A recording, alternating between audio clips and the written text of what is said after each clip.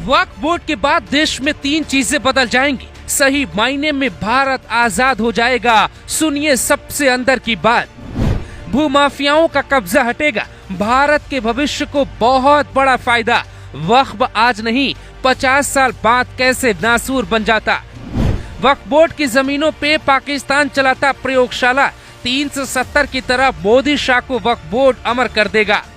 BJP अपना ऐसा वादा पूरा करने जा रही है जिसका इंतजार आजादी के बाद से देश की जनता को था।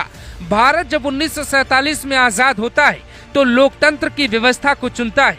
कुछ समय बाद पंडित नेहरू की सरकार में कानून आता है। मुसलमानों को अधिकार दिए जाते हैं कि जो जमीन आपको अच्छी लगे वो आप ले लीजिए। कभी एक जमीन का टुकड़ा नहीं था, लेकिन देखते ही देखते 9 लाख हेक्टेयर जमीन वक्फ बोर्ड के नाम हो जाती। ये सब कैसे होता है?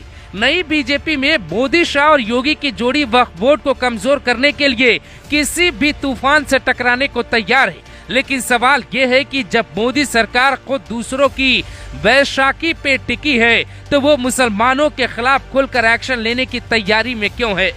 साल 1947 में जब भारत का बंटवारा होता है तो पाकिस्तान में जो जमीन थी उस पे सरकार ने अधिग्रहण कर लिया। यानी जो हिंदू पाकिस्तान से भारत की तरफ लौट आए उनकी जमीन पे पाकिस्तानी सरकार ने दावा ठोक दिया, जबकि जो मुसलमान भारत से पाकिस्तान चले गए उनकी भारत की जमीनों पर ही असली खेल हो गया। 1954 में पंडित नेहरू की सरकार ने भारत से पाकिस्तान गए मुसलमानों की खाली पड़ी जमीन को मुसलमानों को सौंप दिया। इसी के लिए वक्फ बोर्ड का गठन होता है। उसके 1 साल बाद ही वक्फ बोर्ड को कानून ताक पे रखकर इतनी ताकत दी गई कि कोई विरोध तक नहीं कर सकता। अब वक्फ बोर्ड संशोधन बिल दोनों सदनों में पास हो जाएगा। कोई कितना भी विरोध करे, इस बार मोदी सरकार झुकने के मूड में नहीं। इधर यूपी में योगी आदित्यनाथ फायर मूड में नजर आते। जैसे ही वक्फ बोर्ड पे कानून सख्त होगा वैसे ही बुलडोजर एक्शन भी तैयार हो जाएगा, क्योंकि सरकारी संपत्ति पे बना कोई भी धार्मिक स्थल बचेगा नहीं। हालांकि वक्फ बोर्ड मुसलमानों का हक छीन लेगा, ऐसा नैरेटिव सिर्फ इसलिए गढ़ा जा रहा है ताकि मुसलमान विरोध करने के लिए रोड पर आ जाए और मोदी सरकार की कुर्सी हिलाई जा सके।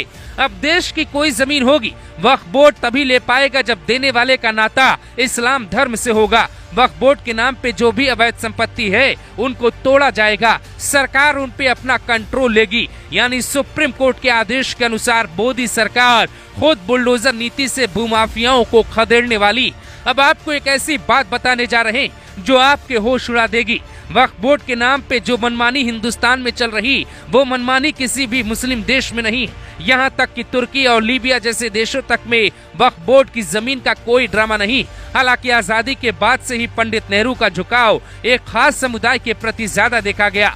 ये इशारे साफ दावा करते हैं कि पंडित नेहरू की सरकार में कई हिंदू विरोधी कानून पारित करवाए गए। जैसे 370 से पहले कश्मीर भारत का होकर भी भारत का नहीं लगता था, ठीक वैसे ही वक्फ बोर्ड भी है। हिंदुस्तान में एक चुनी हुई सरकार होती है, न्यायपालिका और कानून व्यवस्था है, फिर भी वक्फ बोर्ड कैसे बनाया गया और इतनी ताकत क्यों दी गई? किसी की जमीन कोई 1 इंच नहीं कब्जा कर सकता, तो फिर वक्फ बोर्ड ने कैसे लाखों की जमीन पे कब्जा जमा लिया? वक्फ बोर्ड के कानून में अगर बदलाव नहीं किए जाते तो एक दिन वक्फ बोर्ड हिंदुस्तान की ज्यादातर जमीनों को अपना बताता और हिंदुस्तानी ये सोच के माथा पीटते कि पंडित नेहरू ने मुसलमानों को वक्फ बोर्ड क्यों दिया। इसीलिए राजनीतिक तौर पे मोदी शाह का ये फैसला हमेशा याद रखा जाने वाला है।